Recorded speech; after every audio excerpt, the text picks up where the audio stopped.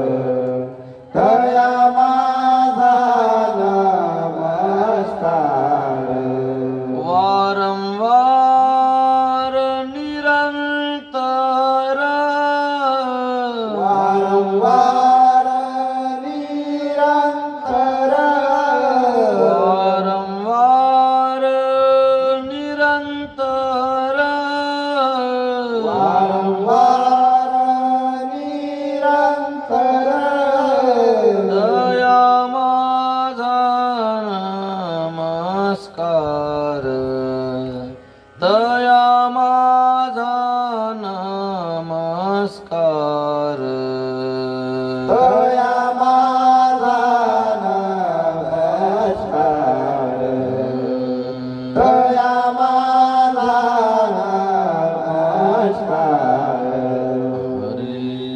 हरे राम राम राम हरे हरे. हरे कृष्ण कृष्ण कृष्ण हरे हरे. हरे राम बोला बोला सगळे जण. राम हरे हरे. हरे कृष्ण कृष्ण कृष्ण हरे हरे. हरे राम राम राम हरे हरे. हरे कृष्ण कृष्ण कृष्ण हरे हरे. हरे राम राम राम हरे हरे. हरे कृष्ण कृष्ण कृष्ण हरे हरे. हरे राम राम राम हरे हरे. हरे कृष्ण कृष्ण कृष्ण हरे हरे. हरे राम राम राम हरे हरे. हरे कृष्ण कृष्ण कृष्ण हरे हरे. हरे राम राम राम हरे हरे. हरे कृष्ण कृष्ण कृष्ण हरे हरे. हरे राम राम हरे हरे. हरे कृष्ण कृष्ण कृष्ण हरे हरे. गोपाल कृष्ण भगवान की जय. कुंडलीक वरदा हरि विठ्ठल. श्री ज्ञानदेव तुकाराम. पंढरीनाथ भगवान की जय. माऊली ज्ञानेश्वर महाराज की जय. जगद्गुरु तुकाराम महाराज की जय. सद्गुरु गजानन महाराज की जय. गुणवंत भगवान की जय. मुद्गलेश्वर महाराज की जय. गुरु माऊली की जय. सब संतन की जय.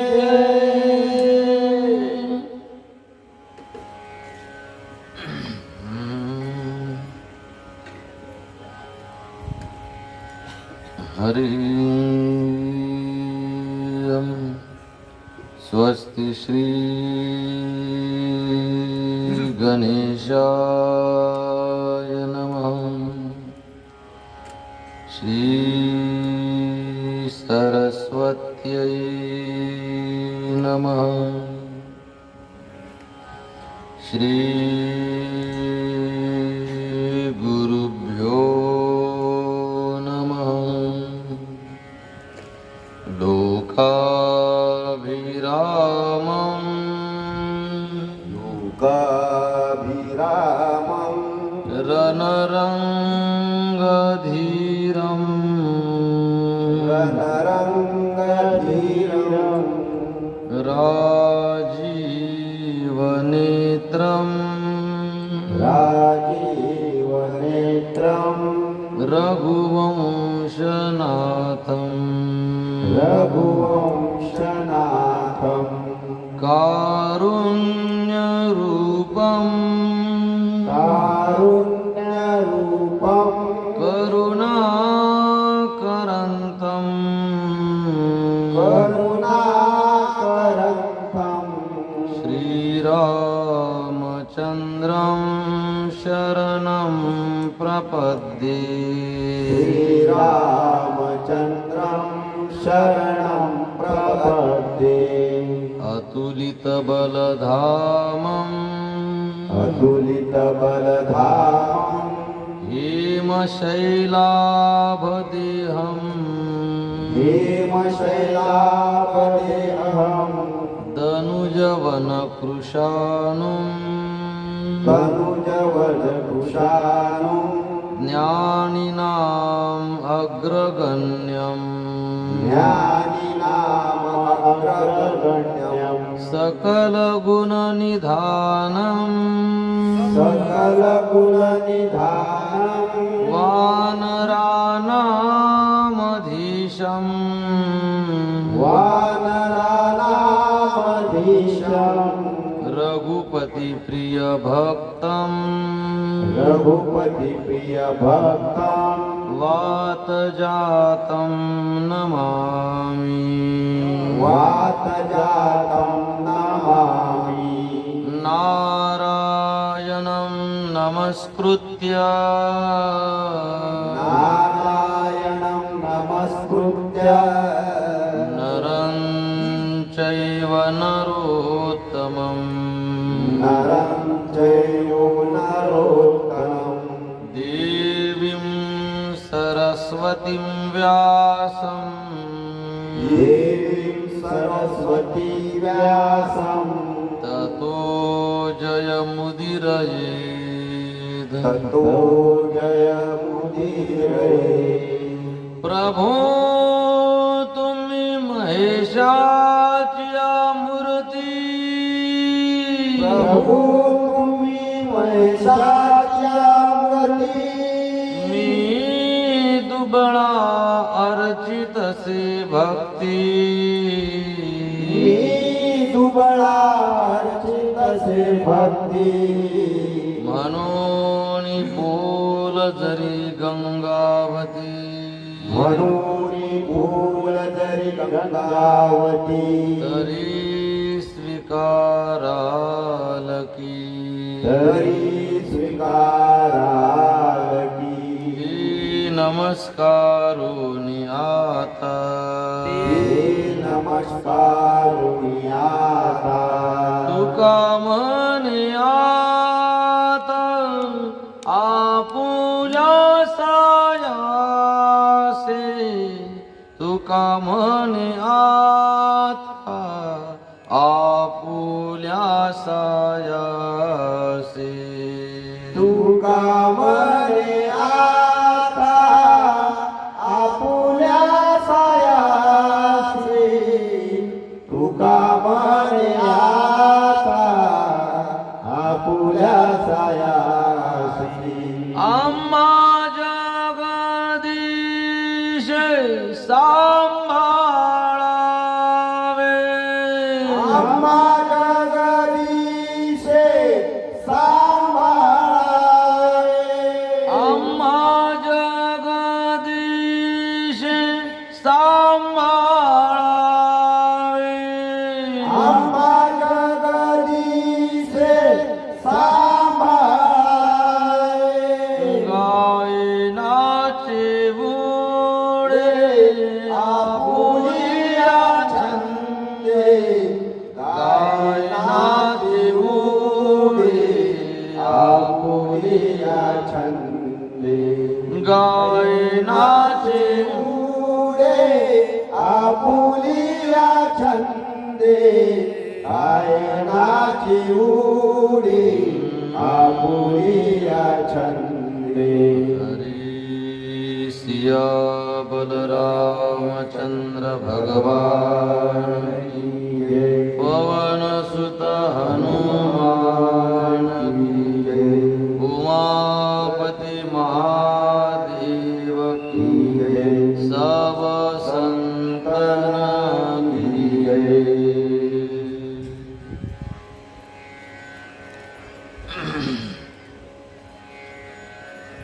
भगवान पंढरीश परमात्म्याच्या असीम निस्सीम अहेतुक कृपेने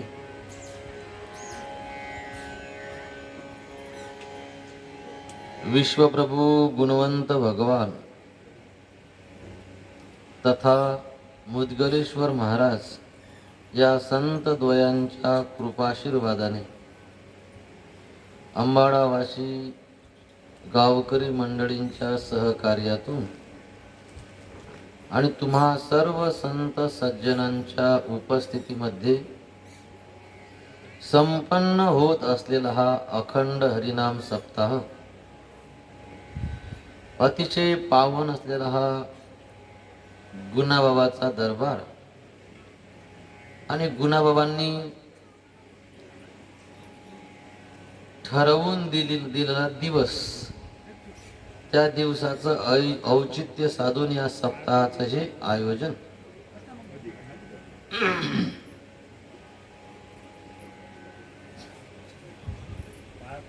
या वर्षी चिंतनामध्ये आपण प्रभू रामचंद्राचं चरित्र श्रवण करत आहोत. रामकथा आपण ऐकत आहोत. ही जी भगवंताची कथा आहे किंवा संतांच्या ज्या कथा आहे, भगवंताची कथा संतांना सोडून नसते. रामकथा म्हणजे काय? प्रभू रामचंद्राची कथा संतांच्या शिवाय पूर्ण होत नाही. म्हणजे नाव जरी रामकथा असेल, पण प्रामुख्याने याच्यामध्ये संतांचे चरित्र सांगितले गेलेले आहे. ज्यांच्या पोटी रामप्रभूचा जन्म आहे ते कौसल्या, दशरथ कोण आहेत? देवाचे भक्त आहेत. जे बंधू आहेत प्रभू रामचंद्राचे, लक्ष्मणजी, भरतजी, शत्रुघ्न महाराज, हे कोण आहेत? भक्त आहेत. सगळे अयोध्यावासी कोण आहेत? भक्त आहेत. आणि वनवासात गेले असताना जे जे भेटले, ज्यांच्यावर भगवंताने कृपा केली, ते तरी कोण आहेत? ते सगळे भक्त आहेत. म्हणजे राम कथा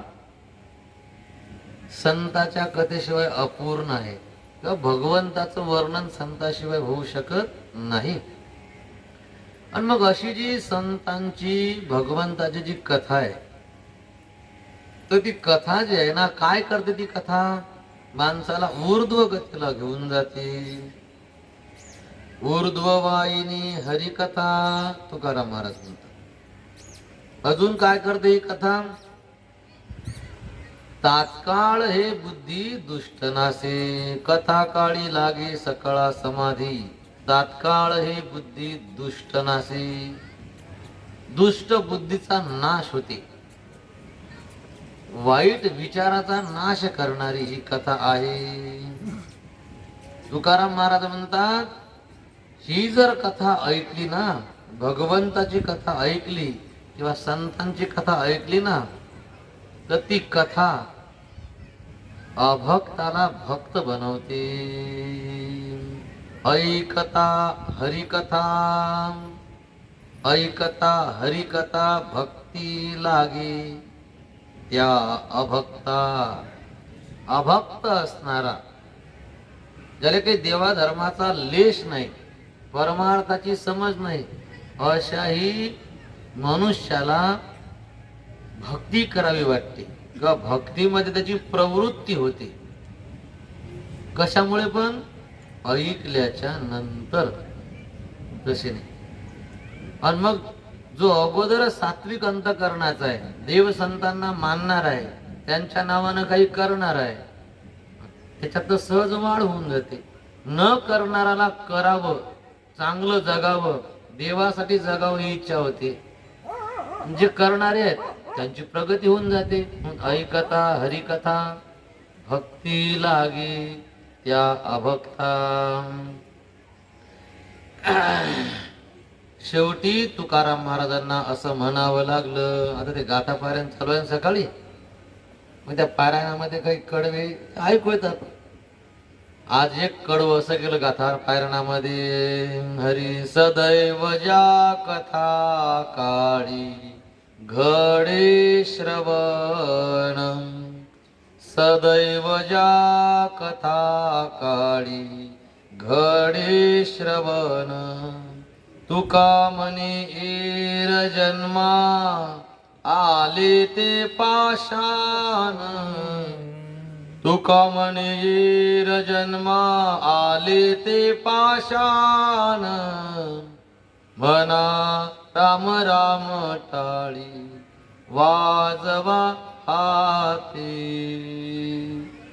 कोणाकडे विचार केला मला कळव्याचा अर्थ काय बरोबर याच्यात कथा शब्दाला नाही कळव्यात नाही याचा अर्थ काय नाही मी वाचण्यात जाते कधी पण याचा मग अशी अर्थ लक्षात आला. सदैव ज्या कथा काळी घडे श्रवण काय होते अर्थ कथा काळी ज्या श्रवण घडे तो सदैव म्हणजे ज्यांना कथा ऐकण्याची बुद्धी झाली जे कथा ऐकण्यासाठी प्रवृत्त झाले कथा ऐकण्याची ज्यांच्या मनात आतुरता आहे असे जे सगळे ते कोण आहेत सदैव सदैव जे कथा काळी घडे श्रवण. मंडपात बसलो आपण याचा सरळ अर्थ आहे तुकोबाऱ्यात म्हणतात ना सदैव आपण दैववान आहोत भाग्यवान आहोत आपण आपलं दैव सुदैव चांगलं दैव आहे असं म्हणावं लागेल. काहो जे मंडपात नाहीत ते आणि ज्यांची मंडपात येण्याकडे प्रवृत्तीच नाही पत्रिका घेऊन टाकल्या पण मंडपात याची काही वृत्ती नाही यायचा काय विचार मग हे काय मंडपात येऊन कथा ऐकणारा सदैव तुकाराम महाराज म्हणतात आणि जे मंडपापर्यंत पोहोचले नाहीत ते कोण आहेत मी म्हणत नाही बरं. तुका म्हणे येर येर म्हणजे जे कथेत नाही कथा ज्यांना आवडत नाही असे सगळे येर ते कोण आहेत पाषाण जन्माले ते माणसंच नाहीत म्हणे ते कोण आहेत तुका म्हणे येर जन्मा आले ते पाषाण. याचा अर्थ काय होते मंडपात जर येऊन बसले सदैव आणि मंडपाच्या बाहेर थांबले मग कोणा दगड दगड गोटे आहेत सगळे.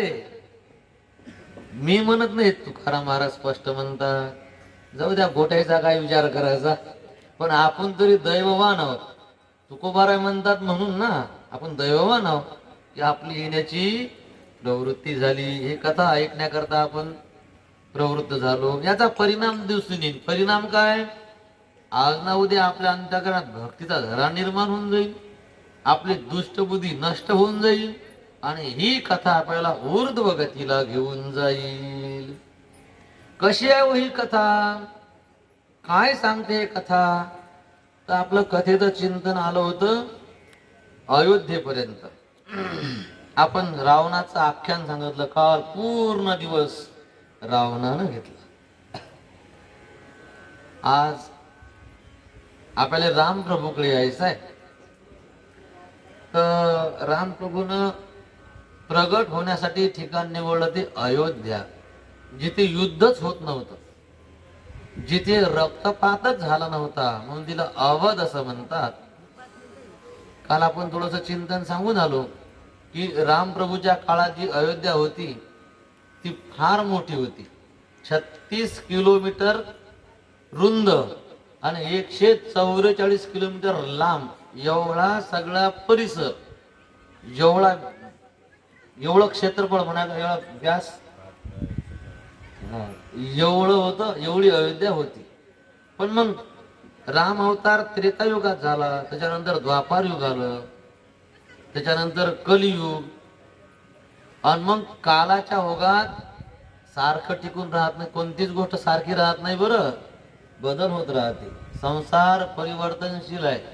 ज्या जागेवर आज आपण बसेलो आहोत ती लेवल नव्हती कोणी म्हणून का आज हे पाहून संसार सारखा राहत नाही म्हणजे 10-15 वर्षाच्या काळात जर गड्ड्याची लेवल होऊन जाते टेकड्याची समानता होऊन जाते ओसाळ जागा आणि हिरवीगार होऊन जाते 10-15 वर्षात.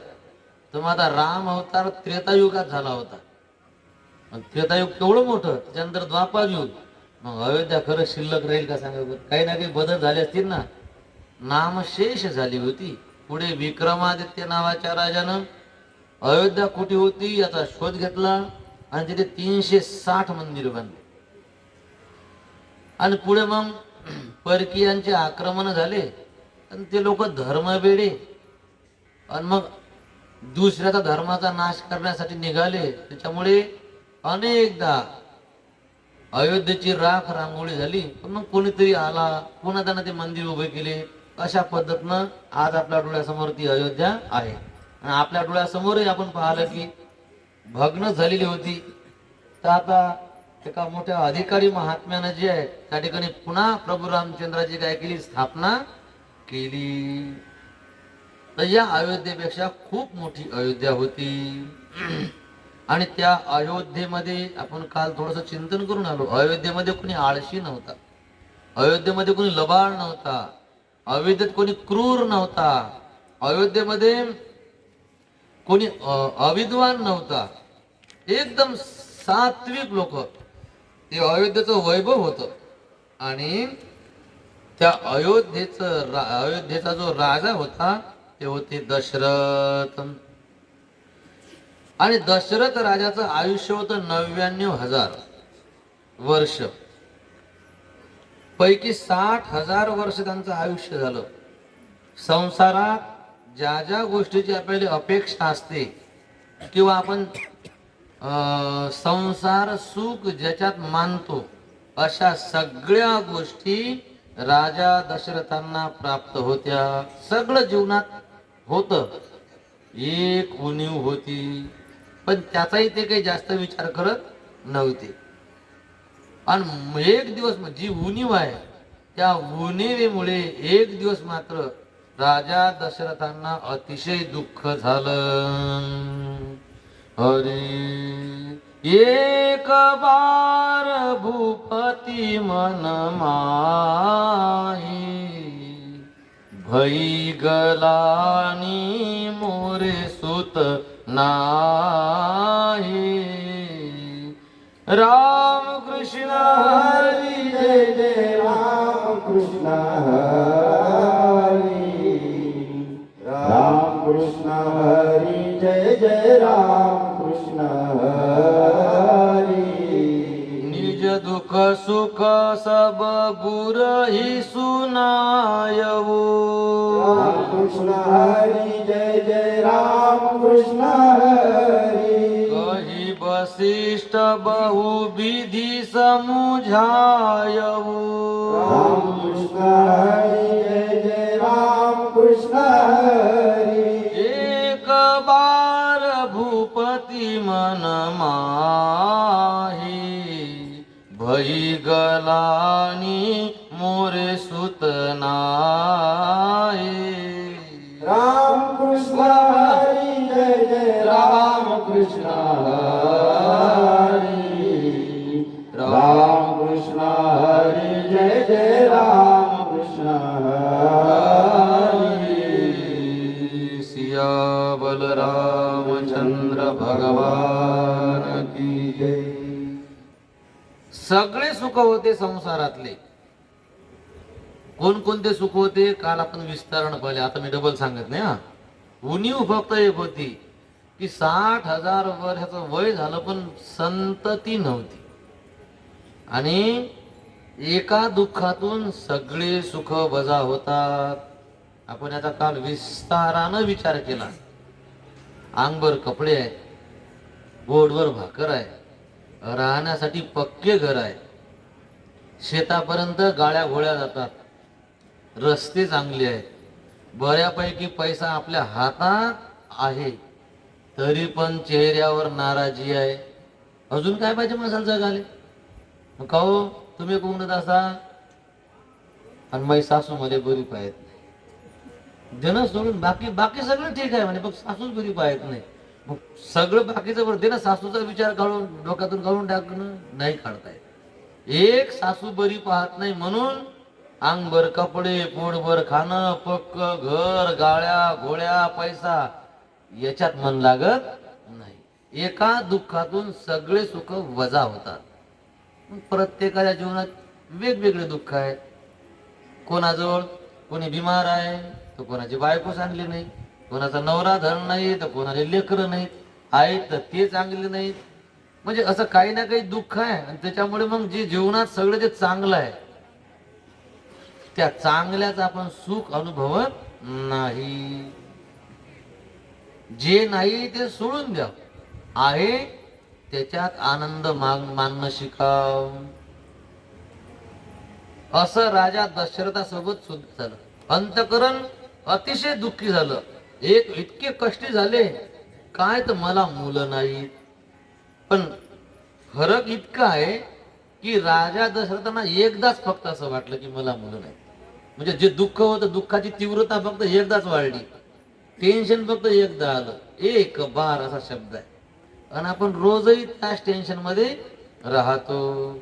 मग आता काय करावं? वशिष्ठ पुरोहित होते, गुरु होते, त्यांच्याकडे गेले, सांगितलं महाराज मोरे सुत नाही, मला मुलं नाही.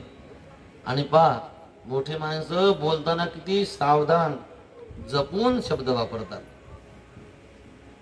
आपल्या जीवनात काय दुःख आहे इतकं सांगितलं नाही आपल्या गुरुले. आपल्या जीवनात सुख कोणते आहेत हेही सांगितलं आणि दुःखही सांगितलं. आपण सुखाच्या गोष्टी आपण काही सांगत नाही. कधी आपण आपल्या जीवनातलं दुःख आपल्या उणीवा सांगतो, हे असं कहून ते तसं कहून.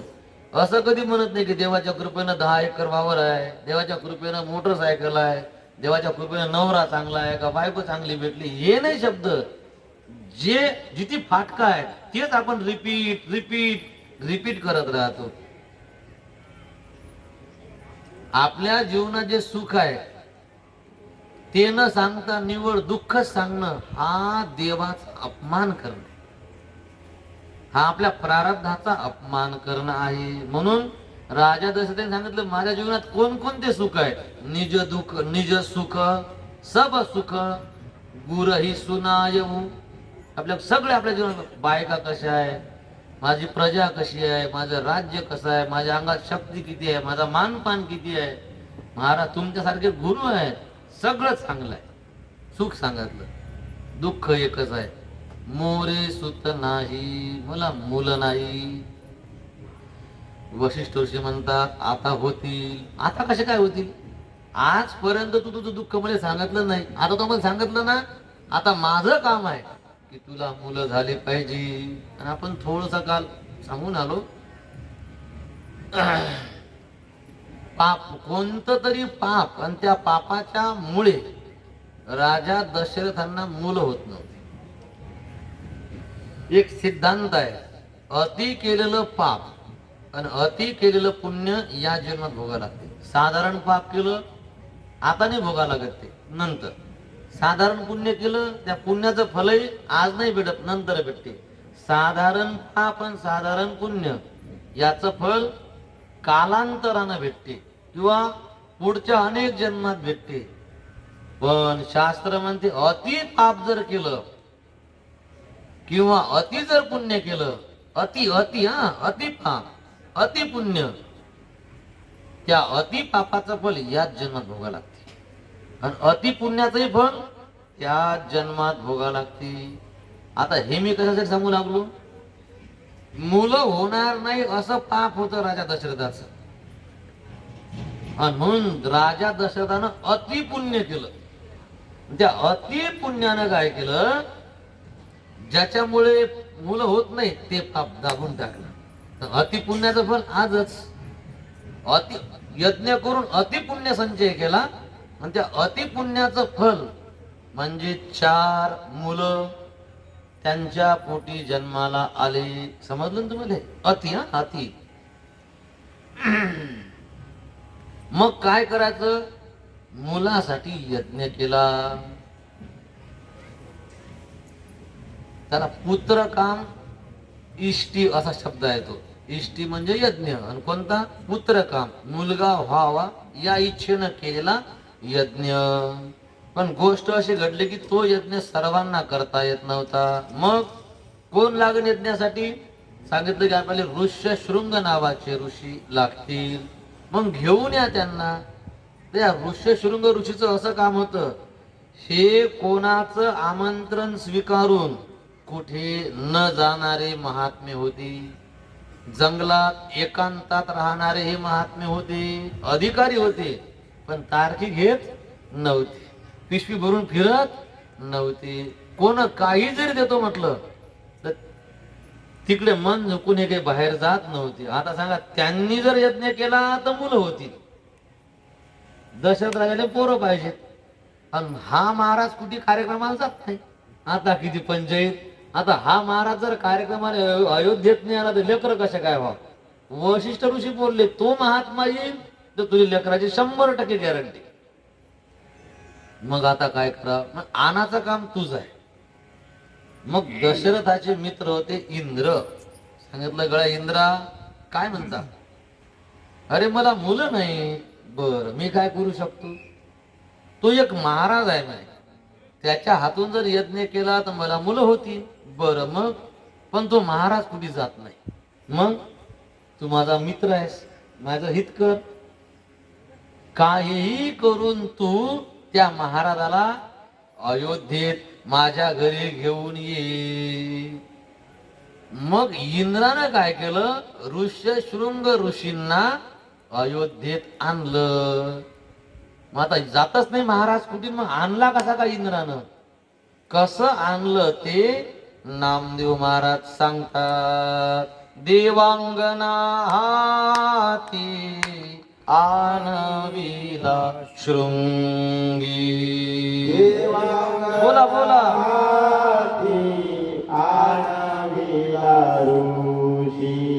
ऐक जा. देवांगना हाती आणविला शृंगी. देवांगना हाती आणविला शृंगी. यज्ञ तो प्रसंगी आरंभिला. यज्ञ तो प्रसंगी आरंभिला. यज्ञ तो प्रसंगी आरंभिला. यज्ञ तो प्रसंगी आरंभिला. देवांगना ते आणविला शृंगी. देवांगना हाती आणविला शृंगी. प्रभु रामचंद्र भगवान की जय. देवांगना हाती शृंगी आणविला. देवांगना म्हणजे देव अंगना, देवाच्या बायका. अंगना म्हणजे पत्नी. कोणाची? देवाची पत्नी. म्हणजे स्वर्गात ज्या राहणाऱ्या स्त्रिया म्हणजे अप्सरा, त्या अप्सराच्या मदतीनं इंद्रानं शृंगी ऋषीला आणलं. कसं आणलं? भावार्थ रामायणात एकनाथ महाराजांना विस्तारानं सांगितलं. ते आम्ही आमचे गुरुवर्य वासुदेवजी महाराज अडगावकर ते मोठी विनोदानं गोष्ट सांगायचे, पाक कसं आणलं तर हे जे शृंगी होते ना, यांच्या वडिलाचं नाव होतं विभांडक.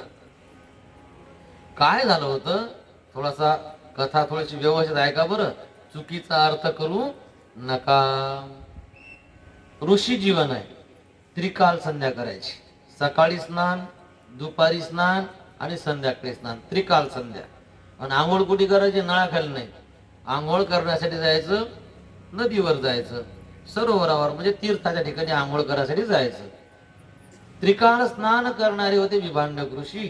दुपारी स्नानासाठी नदीवर गेले. स्वर्गातली एक अप्सरा, आणि तिचं नाव घृताची. घृताची नावाची एक अप्सरा, आणि आपल्या सख्यासोबत जी आहे ती, आणि जलक्रीडा करण्याकरता त्या नदीवर आली होती. ज्या ठिकाणी विभांडक ऋषी स्नानासाठी चालले गेले, त्या ठिकाणी ती दुपारी आली होती आपल्या सख्यासहित. आता ते जलक्रीडा म्हणजे पोहण्यासाठी, मौज मस्ती करायसाठी ती आली होती. आता ती स्वर्गातली अप्सरा होती, दिसण्याकरता अतिशय सुंदर. झालं असं, ती आंघोळ करत होती आणि तेवढ्यात त्या ठिकाणी विभांडक ऋषी आले. आणि विभांडक ऋषीची नजर जी आहे पाण्यामध्ये उतरले, आणि नजर जी आहे पडली त्या घृताची अप्सरेवर. अप्सरेवर नजर पडली, आणि ती एक बाई आहे ना, तरुण स्त्री आहे, दिसण्याकरता सुंदर आहे. आणि ती दिसण्याकरता सुंदर देखणी आणि असणारी ती अप्सरा, तिला पाहता बरोबर विभांडक ऋषीच्या मनामध्ये विकार निर्माण झाला. आणि विकार निर्माण होता बरोबर त्यांचं तेज वीर्यस्खलन झालं पाण्यात. हा, आता गोष्ट अशी कोणी म्हणाल बा साधूचं कार्य म्हणून बिघडलं पाहिजे. आता ते बाईच अशी, बाईची जातच अशी असते. देवानं ते बाई कशासाठी निर्माण केली माहित आहे का? ज्या वेळेस ब्रह्मदेव सृष्टी वाढू लागला होता तर लोक जन्माला यायचे आणि तपश्चर्याला जायचे. ब्रह्मदेवानं माणूस काय करायचा, लगेच जंगलात तपश्चर्या, जंगलात जाऊन तपश्चर्या.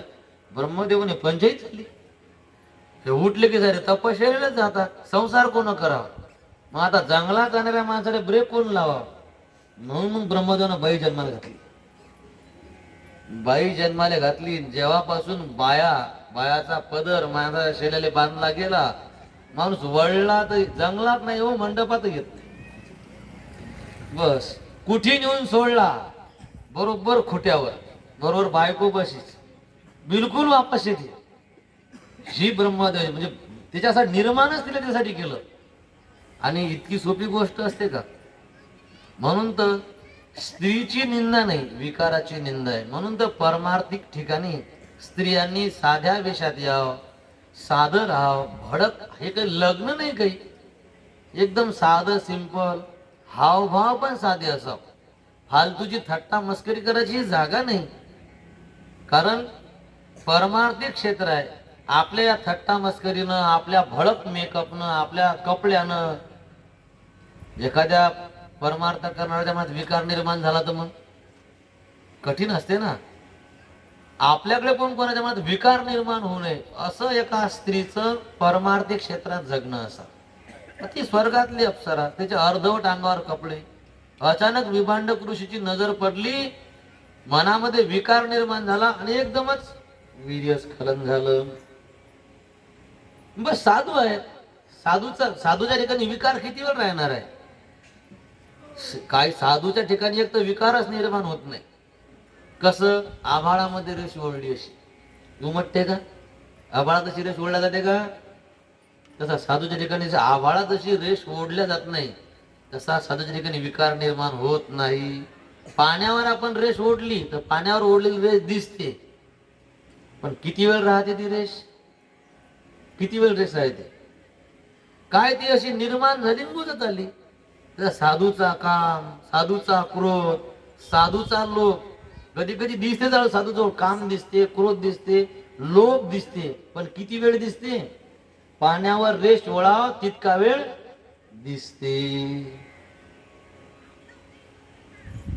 संसारिकाचा काम कसा असते, संसारिकाचा क्रोध कसा असते? दगडावर ओढलेली रेष, हा दगड कोरून रेष पाळली, सरतच नाही संसारिकाचा काम. संसारिकाचा क्रोध संपतच नाही. एकदा निर्माण झाला की कुठेतरी ऍक्सिडेंट करूनच थांबते, तोपर्यंत थांबत नाही. एकदा संसारिकाला राग आला, काही तोड फोड उलटा पालटा होऊनच मग तो क्रोध, मग ते फालतूच रागावले माहीत नुकसान. ते काय मनामध्ये विकार निर्माण झाला, तेज स्खलित झालं आणि लगेच काम नष्ट झालं, निघून आंघोळ करून निघून चालले गेले. तिच्याकडे पाहिलं पण नाही. पण झालं असं की ते पाण्यामध्ये जे तेज पडलं, साधूचं काहीच वाया जात नसते. साधू आहेत ते, साधूची कोणतीच गोष्ट वाया जात नाही. जास्त विस्तार करत नाही या गोष्टीचा. आता तपश्चर्याचं तेज होतं ते खाली वाहत जायला लागलं आणि खाली काही हरण जे आहेत पाणी पिण्यासाठी आले होते.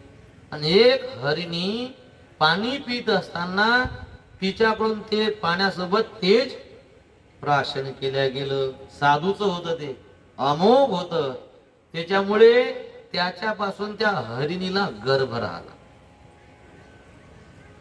आणि कालांतरानं त्या हरिणीनं जे आहे एका पाडसाले नाही, एका बाळाले जन्म दिला. पाडस हरणीचं असते आणि बाळ माणसाच्या लेकराला बाळ म्हणतात.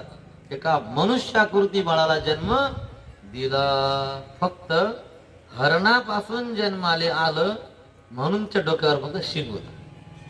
सगळं शरीर माणसासारखं, फक्त हरिणीपासून जन्म असल्यामुळे डोक्यावर शिंग. तुम्ही म्हणाल हा हा हा हा महाराज असं कुठे होते का, हरणाले कुठे माणसं होतेत का. आता काय आपण काल सांगितलं भाविक हा. कथा ऐकणारा कसा पाहिजे, भाविक पाहिजे. भाविक म्हणजे काय, हे खरं आहे, शास्त्र आहे आपलं, हे आपले धर्मग्रंथ आहेत, इतिहास आहे आपला, आणि हे बिलकुल असंच खरं आहे असा आपला विश्वास असला पाहिजे. आणि असा विश्वास असणं यालाच भाविक म्हणतात. मग कथा कोण आहे का, भाविका नाही का, तर त्याला फडते. भाविक बसल तो खिपल्या पाळत बसते, ह काही सांगते महाराज, असं होते का. तर त्याला कथा फलद्रूप होत नाही. शिंग होतं डोक्यावर. एक दिवस विभांडक ऋषी जंगलात फिरत असताना त्या हरिणी जवळ ते बाळ पाहिलं आणि लक्षात आलं की हे आपलंच आहे. आता हरणी काय पोचणार आहे त्याला, म्हणून त्या बाळाला उचललं ना आपल्या आश्रमात आणलं. नाव काय ठेवायचं, डोक्यावर शिंग होतं म्हणून नाव ठेवलं शृंगी, किंवा त्याला ऋष्य शृंग असं नाव ठेवलं. विभांडक ऋषीनं विचार केला, एक क्षणभरासाठी बाई पाहिली, फक्त ऋषीचा विचार आहे बरं हा, मी एका क्षणासाठी 1-2 सेकंदापुरती फक्त बाई पाहिली, नुसती जरा सेकंदभर बाई पाहिली तर पोरग जन्माले आलं. आणि हे जर बायातच राहील तर याचा काय होईल. जे आपल्यासोबत घडलं ते आपल्या मुलासोबत होऊ नये. काय विचार आहे बापाचा, विचार केला का. म्हणजे मी उभ्या आयुष्यात 1 सेकंदभर बाई पाहिली तर लेकरू जन्माले आलं, आणि हे जर बायाच्या संपर्कात राहील, बायाच्या आसपास राहील तर याचं काय होऊन जाईल. म्हणून विभांडक ऋषीनं निर्णय घेतला की याले बाई दिसू द्यायची नाही. म्हणून त्याला समज यायच्या आज जंगलात आश्रम बांधला, जिथे माणूसही दिसे नाही, तर बाईचा तर काही संबंधच नाही. तर बाई बिलकुल बाईपासून लांबच ठेवलं, आणि त्याच्या समोर बोलताना कधी बाई स्त्री असा विषयच काढला नाही. त्याच्यामुळे त्या ऋषशृंग ऋषींना स्त्री नावाचा पदार्थ माहीतच नव्हता. असे विभांडकाचे पुत्र ऋष्यशृंगी, त्यांच्या हातून यज्ञ करवायचा होता. मग त्यांना आणायचं कसं, तर इंद्रानं पाठवल्या स्वर्गातल्या अप्सरा, आणि त्यांना सांगितलं की ऋष्यशृंगाला घेऊन या अयोध्येत.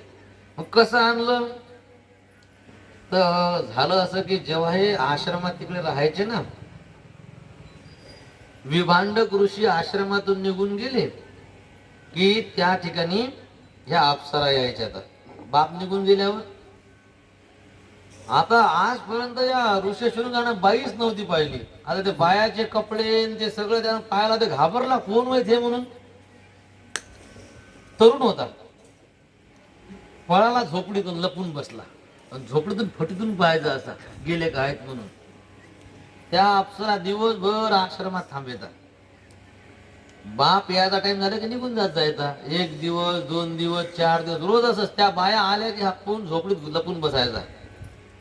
आता त्याला समजत नाही कोण प्राणी आहेत म्हणून. हे चंचल झालाय ऋषशृंग ऋषी. बापाने विचारलं, अरे काय गडबड आहे, तू चंचल काय झाला. पण बाबा तुम्ही गेल्यावर कोणतरी ऋषी येतात म्हणे आपल्या आश्रमात, आणि ते ऋषी बाया नाही बरं, ऋषी येतात. त्यांच्यासाठी ऋषीच पाहिले होते आजपर्यंत. ऋषी येतात म्हणे आश्रमात, संसारी माणूस नव्हता पाहिला ना. आणि ते ऋषी दिसायला जर असे अजब म्हणजे भेव लागते म्हणे. आता विभांडकाने काही विचार नाही केला, सांगितलं अरे ऋषी आहेत, आपल्या घरी जर ऋषी आले तर त्याचा आदर मान केला पाहिजे. एकनाथ महाराज सांगतात वासुदेवात, गाली संताशी आसने पूजा करी काया वाचा मने. संत आपल्या घरी आले, आसनं टाकाव. घाली संताशी आसने, आसनं टाकावं, त्यांना बसा म्हणून विनंती करावं, त्यांना बसवाव आणि त्यांची पूजा करावं. पूजा करणं म्हणजे काय, बापा माय साधू घरी आले, आरती काढली, फुलाचा हार केला, पण टिक्का बुक्का हार. साधू मेला बिना पाण्याचा. साधू मेला का, कोण्या टाइमने कुठून निघणार होता देव जाणे. नाही बापा साधूची पूजा करावी लागते. महाराजांनी सांगितलं, अरे पूजा म्हणजे काय, त्या साधूने त्याची अपेक्षा आहे ते त्यांच्या समोर हजर करणं. त्याने पूजा म्हणतात. पूजा करी काया वाचा मने.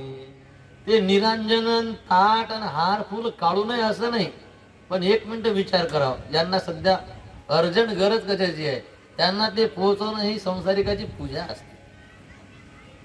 सांगितलं रे संताची पूजा करावं, त्यांना आसनं टाकावं बसण्यासाठी, त्यांचं आगत स्वागत करावं. बरं बरं म्हणे. काय झालं की 8 दिवसापासून नजरेत त्या बायाच बसल्या होत्या. आता आज हे वाट पाहत बसलं की काही बाया येतात म्हणून त्या, कारण रूप सुंदर रूप होतात ना ते, पण वाट पाहत बसला. ते स्त्री शरीरच तसं आहे. काही वेळानं त्या अप्सरा आल्या. मग आज घाबरला नाही. या या या या बसा बसा बसा बसा. आणि त्यांना बसवलं, आगत स्वागत सगळं झालं, गोष्टी झाल्या. थोडंसं मग अजून गाणं बजावणं नाचणं याचा कार्यक्रम झाला. संध्याकाळी चालल्या गेल्या. दुसऱ्या दिवशी आल्या, तिसऱ्या दिवशी आल्या. आता गोष्ट अशी घडली की याने त्याशिवाय गमेच नाही. त्या बायाशिवाय माहित नाही बाया आहेत, पण बायाशिवाय गमेच नाही. रोजही वाट पाहत बसायचं. जप तप बंद, पारायण बंद, काकडा बंद, हरिपाठ बंद. 8 दिवस फक्त बायात राहा. तुम्हाला 9व्या दिवशी देवधर्म करावा वाटत नाही. लय ताकद आहे. जंगलात राहणाऱ्याची पण गोष्ट आहे, पण हे गमत नाही माणसाले. मग आपत आहे म्हणून तर पहिलेच लांब राहावं लागतं, थोडस अंतर ठेवावं लागतं.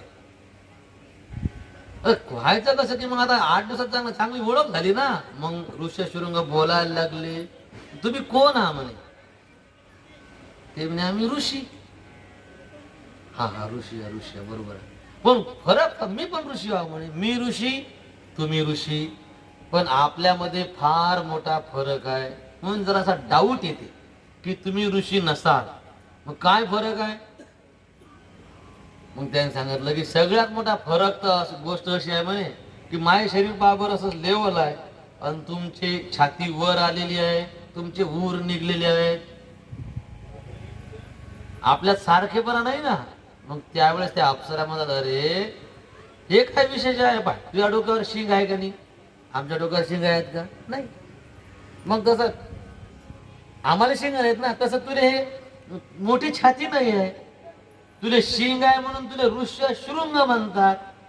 आमच्या छातीवर मोठे मोठे गंड असल्यामुळे आम्हाला गंड ऋषी म्हणतात. आता विकाराचा स्पर्श नव्हता, काही संसार डोळ्यानं पाहिलाच नव्हता, जंगलात होते. त्यामुळे आता लगेच भरोसा बसला. निष्काम म्हणजे मन स्वच्छ होतं ना. असाल असाल बरोबर, तुम्ही गंड ऋषी आहे का म्हणे. हो म्हणे. अजून फरक आहे म्हणे आपल्यात. मग काय फरक आहे. आता जंगलात राहणं आहे, थंड्या पाण्यानं आंघोळ आहे आणि तेल पाणी केसाला लागत नाही, तर केस कसे होतील. मग कंगवे नाहीत, मग केसाच्या बनल्या जटा. म्हणजे माया केसाच्या जटा व्हायला आहेत, पण तुमचं एक एक केस निस्ताईल असे आहेत, मोकळे मोकळे केस आहेत. पुन्हा ते गुंफलेले आहेत, पुन्हा ते फुलाचे ते म्हणजे फुलाच्या गजरे वगैरे त्याला लावलेले आहेत. हा काय चोपड म्हणजे बाय वृक्ष केस आहेत आणि तुमचे केस असे चमकदार आहेत. त्यामुळे अरे गोष्ट अशी आहे, आम्ही जिथे राहतो ना तिथलं वातावरण फार चांगलं आहे म्हणजे, तिथलं पाणी फार चांगलं आहे, त्याच्यामुळे आमचे केस खराब होत नाही म्हणे. असेल बा, काही संशय नाही, असेल कदाचित. पटलं बरं म्हणे. पण एक अजून थोडस मला हे वाटते म्हणे. म्हणे काय. माझ्या तोंडावर केस आहेत म्हणे सारी, दाढी मिशा ह्या. तुमच्या तोंडावर केस नाही तर हे काय बजेट आहे. ते म्हणे आम्ही ज्या भागात राहतो ना तिथले सगळे ऋषी मुनी त्याच्या तोंडावर केस बेस येत नाहीत. नसतील येत बघ, नसतील येत. बरोबर बरोबर. आता यायच्या मनात जे कुतूहल होतं हे सर्व विचारायला लागले. सांगितलं आपली चांगलं पहा बरं म्हणे. जंगलात राहणार, थंडी हवा ऊन पाऊस आणि सगळी त्वचा अशी वृक्ष होऊन गेली. सांगितलं तुमची चांबडी पहा बरं म्हणे, अशी चमचम चमकू लागली म्हणे, चोपडी तेल दिसते म्हणे. हे कसं काय. सांगितलं ना म्हणे आमच्या भागातलं पाणी फार चांगलं आहे, ते शरीर खराब करत नाही. बरोबर असेल म्हणे. अजूनही म्हणे थोडासा संशय येतेच. बरं म्हणे अजून कोणता संशय. तुमच्या अंगावरचे कपडे माझ्या अंगावरचे कपडे फरक का बरं म्हणे. यांनी झाडाची साल, त्याला वलकल म्हणतात, झाडाची साल लावली होती आणि तेही हिच्यावरच गुडघ्यापासून वरच फक्त लात झाकापुरती साल होती, बाकी जांग उघडं होतं. माझ्या अंगावरचे कपडे पावर माझ्या झाडाची साल नेसली म्हणे. तुमच्या अंगावरचे वलकल तर अलगच आहेत म्हणे, नरम गार आहेत. मलमल नरमगार आहेत, रंगीबेरंगी आहेत आणि अंगभर आहेत. हे असं कसं काय? म्हणजे आमच्याकडे झाडं जितके चांगले आहेत त्या झाडाची साल आहे अशी सगळं. मग त्या आता अप्सरा काय करायच्या, येताना मग काही खा प्यासाठी घेऊन यायच्या. याच्या हातावर टेकवल्या खुर्मा, खुरुम टेकवली, याला खाऊन पाहिली, चांगली लागली. म्हणे हे काय होतं? म्हणे शिंदोया. म्हणे शिंदोया तर आमच्याही जंगलात आहेत पण अशा नाही जा. ते म्हणे मग आमच्याकडे जरा चांगले झाड आहेत म्हणजे शिंदोयाचे त्याच्यामुळे. मग आता हातावर लाडू टेकवला मोतीचूरचा. विकार निर्माण करायचा आहे ना, अन्न विकार निर्माण करते. विकार निर्माण होईल तेव्हा हा तिकडे येईल का नाही? त्याने भुलून तिकडे न्यायचा आहे ना, तो स्वतःच्या मनात तारीख घेत नाही पुढची. तो होऊन तिकडे आला पाहिजे. म्हणजे त्याच्या अंतर्गत रजोगुण निर्माण करणं सुरू केला. त्याला लाडू खाऊ घातला, त्याला बासुंदी खाऊ घातली. म्हणे हे काय आहे? म्हणे हे दूध आहे. आता ते आटवलेलं दूध, काजू बदाम पिस्ते टाकून साखर घातलेलं ते दूध. म्हणे दूध तर आमच्या इथे गाईचं आहे पण इतकं टेस्टी नाही. म्हणजे आमच्याकडे गाई म्हणजे काम देणूच काय. मोतीचूरचा लाडू. म्हणे हे काय आहे? म्हणे आमच्या इकडे झाडाचे फळ आहेत. हे लाडू कुठे झाड लागत असतात का? हे सगळं झालं असं खाऊ घातलं आणि बस त्याच्या शरीराला ते सवय पडली, पोटामध्ये अन्न उतरलं आणि मग तो रोज वाट पाहायचा त्या बायाची. खुश राहायचा बिलकुल. त्या बाया गेल्या की उदास व्हायचा. त्या इतक्या भारी त्या अप्सरा त्या यायच्या का आणि त्याला आली गंध्याच्या तशा त्याला कवट्यात घ्यायच्या त्या बाया. कवट्यात घ्यायच्या. हो लांबवा लांबवा, हे काय करता, हे काय करता, लांबवा. त्या अप्सरा त्याची मुखे घ्यायची, चुम्बन घ्यायचे त्याच्या मुखे घ्यायचे. अरे रे लांबवा, हे हे असं काही करू नका. काय आहे? अरे म्हणे ही कृपा करणं आहे म्हणे. याला कृपा करणं म्हणतात. म्हणजे आम्ही ऋषी ज्याच्यावर प्रसन्न होतो ना त्याच्यावर कृपा करतो म्हणे. ही आमची कृपा करायची पद्धत आहे. आता कृपेची पद्धत काय ते आशीर्वाद देणं, डोक्यावर हात टेकवणं, पाठीवर हात थापटणं, याच्यापेक्षा का डोळे भरून पाहणं, हे कृपेची पद्धत आहे. पण हे कोणती कृपा आहे? म्हणे आमच्या भागात ज्याच्यावर आम्ही प्रसन्न होतो ना त्याच्यावर अशीच कृपा करत असतो म्हणे. आता ते अन्न पोटामध्ये गेलं, स्त्री शरीराची सवय पडली ना, त्या साऱ्या डोळ्यासमोर राहायला लागल्या, त्यांचा स्पर्श झाला, आलिंगन, त्यांचे चुंबन घडले. त्याच्यामुळे ऋष्यशृंगाचं मन दुसऱ्या कशात लागत नव्हतं. रोज त्यांची वाट पाहत होता, राहायचे ना. आणि एक दिवस त्या अप्सरा म्हणजे का रे म्हणे, आम्ही रोजही तुझ्या आश्रमात होतो, 15 दिवसापासून आम्ही रोजही येतो, तू चालला आमच्या आश्रमात? ते म्हणे या आता मला वाटते म्हणे, पण बाबाले डॅडीला विचार लागला, पप्पाला विचार लागल म्हणे. हा म्हणे चालला पप्पाला विचार दे. मग पप्पा गिप्पाला काही विचार लागत नाही. आता माहिती आहे पप्पाला जर विचारला तर मग काम ऐकून जाईल ना. अरे म्हणे काय तुझे पप्पा यायच्या आता वापस येऊ, ते पप्पा गेले की उद्या आपण निघू आणि वापस यायच्यात निघून येऊ आश्रमात. तर याचं मन एवढं गुंतलं त्या अप्सरामध्ये की नाही म्हणवल्या गेलं नाही. म्हणून दुसऱ्या दिवशी विभांडक ऋषी तपश्चर्येला निघून गेले. अप्सरा आल्या आणि ह्या अप्सरा ऋष्यशृंग ऋषींना घेऊन गेल्या. कुठे? अयोध्येत. देवांगना हाती आनविला शृंगी असं बोलवलं त्या अप्सरानं आणि अयोध्येमध्ये त्याला घेऊन आले. एका ठिकाणी असं वर्णन आहे, एक जहाजच उभं केलं म्हणतात नदीवर. पण ते जहाज म्हणजे एखाद्या घरात म्हणजे एखाद्या आश्रमासारखं जहाज होतं म्हणतात. ते मोठंच्या मोठं जहाज, एखादा सगळा आश्रम आहे पाण्यावर, त्या आश्रमात हे चढले आणि जहाज वळून दिलं अयोध्येतली. अशा पद्धतीनं अयोध्येमध्ये घेऊन गेले. आणि मग अयोध्येमध्ये गेल्याच्या नंतर हा सगळा काय प्रकार आहे हे शृंगी ऋषीच्या लक्षात आलं. पण जेव्हा ही गोष्ट लक्षात आली तेव्हा त्यांचं मन जे आहे, त्यांना स्त्रीची ओळख झाली होती ना, मग ते आता ते स्त्री आधीन जीवन झालं होतं. म्हणून जसे अयोध्येमध्ये त्याबरोबर दशरथ राजाला एक मुलगी होती, तिचं नाव होतं शांता.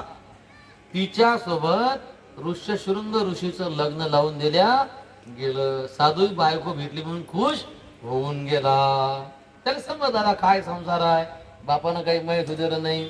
लग्न झालं आणि मग आता लग्न काय पूर्वीचे लग्न 15-15 दिवस चालायचे, तर मग ते अयोध्येतच थांबले. इकडे संध्याकाळ झाली, विभांडक ऋषी आश्रमात आले आणि पाहतात तर आश्रमात मुलगा नाही. आणि मग त्यानं चौकशी केली, अंतर्ज्ञानानं पाहिलं, अरे राम राम असा क्रोध आला. माझ्या जीवनात क्षणभर स्त्रीचा संबंध आला तर माझं पतन झालं. आणि माझ्या मुलाला स्त्री, माझ्या मुलावर स्त्रीची सावलीच पडू नये असा निश्चय करून मी मुलाला एकांतात आणलं. पण राजा दशरथानं स्वतःच्या स्वार्थासाठी माझ्या मुलाला बिघडवलं. म्हणून राजा दशरथाचा राग आला. आता अयोध्येत जातो म्हणे आणि असा शाप देतो की राजा दशरथ जागेवरच जळून गेला पाहिजे. अयोध्या खाक करून टाकतो म्हणे. आणि मोठमोठे डोळे करून लाल बुंद झाले, मोठे मोठे पावलं टाकत जे आहे, डगा टाकत जे आहे, अयोध्येच्या दिशेनं निघाली. विभांडका क्रोध आला असे भारी, अयोध्ये भीतरी वेगी आला. आता सांगा, वाघाचं पिल्लू उचलून आणल्यावर वाघीणमुखी बसल का?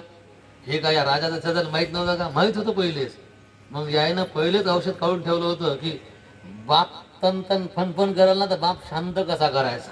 बापाला नॉर्मल करायला लागलं ना तर यज्ञ होईल, नाही तर सारा धिंगाणा करून टाकल बाप रागाच्या भरात. म्हणून मग दशरथ राजानं प्लॅनिंग केलं.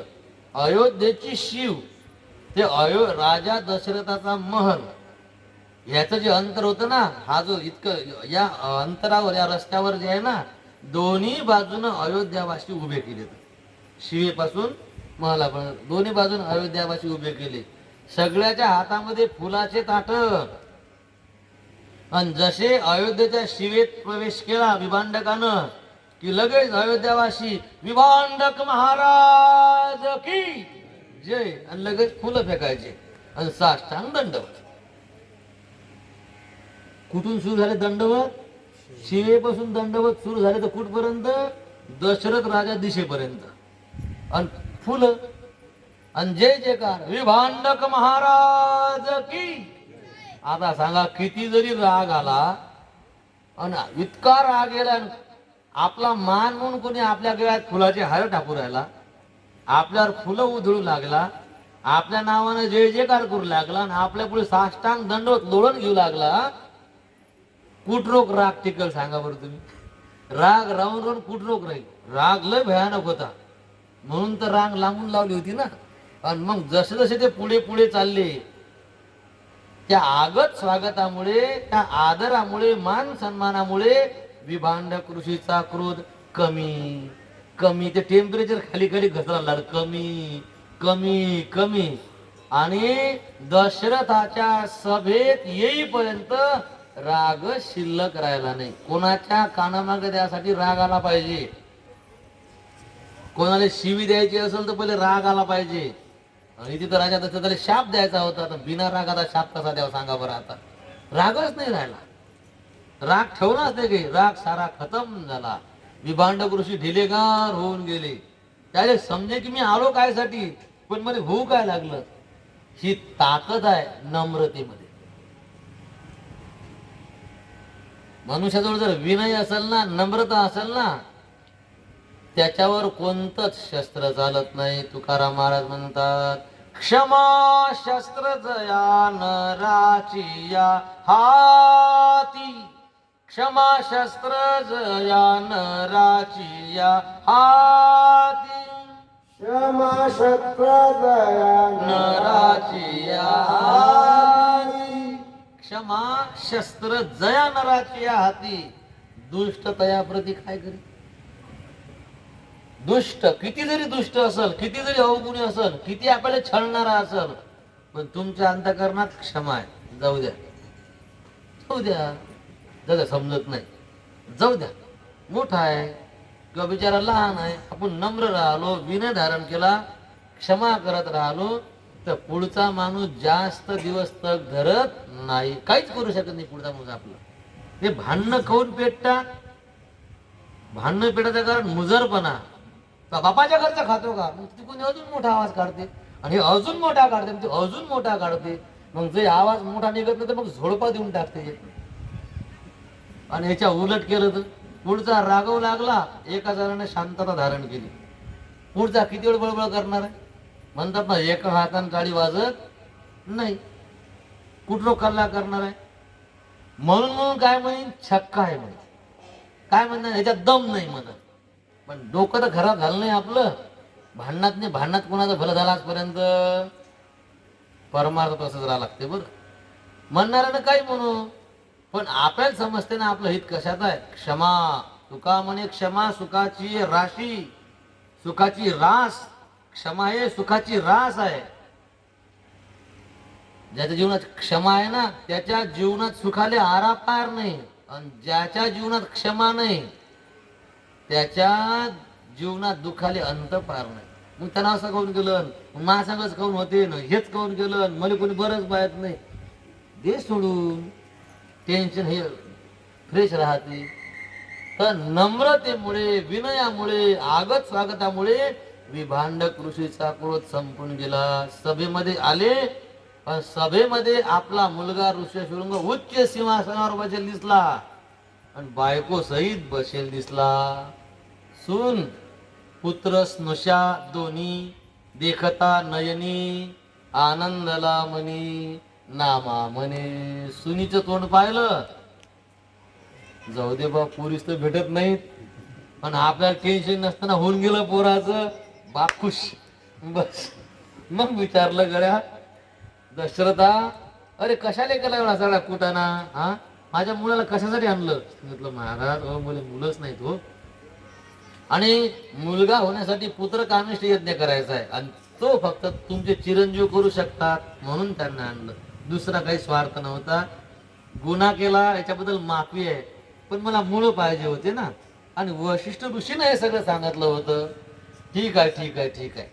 आनंदोनी म्हणे राया धन्य केले, इच्छिले सोहळे पुरवी. सांगितलं ठीक आहे, काळा मुहूर्त आणि करा यज्ञ सुरू. यज्ञाचा आरंभ करी लवलाया. पुसुनी आचार्या वशिष्ठाशी यज्ञाला सुरुवात झाली. आरंभीला यज्ञ संतोष सर्वत्र. सगळे अयोध्यावासी खुश झाले का, आता आपल्याला राजकुमार पाहण्यासाठी मिळेल, आता आपल्या महाराजांना लेकरं होतील. सगळेजण आनंदी होते. आणि यज्ञाची पूर्णाहुतीची वेळ आली, आणि काय अधिकार ऋष्यशृंग ऋषीचा. पूर्णाहुती म्हणजे शेवटची आहुती. बस शेवटची आहुती पडली, यज्ञ संपला. पण जेव्हा पूर्णाहुती करण्यासाठी गेले ना, यज्ञ कुंडामध्ये प्रत्यक्ष मनुष्य रूपात अग्निनारायण उभे राहिले. आहुती अग्नी टाकायला पाहिजे ना, पण ती आहुती घेण्याकरता मनुष्याच्या रूपात अग्निनारायण त्या यज्ञात प्रगट झाले. याला म्हणतात ऋष्यशृंग ऋषी. काय ताकद होती, प्रत्यक्ष अग्निदेवता उभी केली डोळ्यासमोर. केवढा अधिकार असेल. अग्निनारायण संतोष पावला, प्रत्यक्ष तो आला कुंडातून, आणि येताना आपल्या हातामध्ये प्रसाद घेऊन आला. पायस ते पात्र घेऊन या करी, शृंगी झडकरी बोलत असे. शृंगी झडकरी बोलत असे. पायस पात्र म्हणजे पै म्हणजे दूध, आणि दुधापासून बनलेला एक घट्ट पदार्थ, पेळा म्हणा किंवा अजून काय, दुधापासून बनलेला एक घट्ट पदार्थ पायस म्हणतात. ते एका भांड्यात घेऊन अग्निनारायण आले तर, आणि ते शृंगी ऋषी टेकून सांगितलं, हे पहा, हे प्रसाद घ्या, आणि हा प्रसाद राजाच्या राण्यांना खाऊ घाला, याच्यापासून त्यांना संतती होईल. हा पण एक इशारा दिला, इशारा दिला, हा प्रसाद आहे, आणि हा प्रसाद सेवन करण्याकरता उशीर करू नका.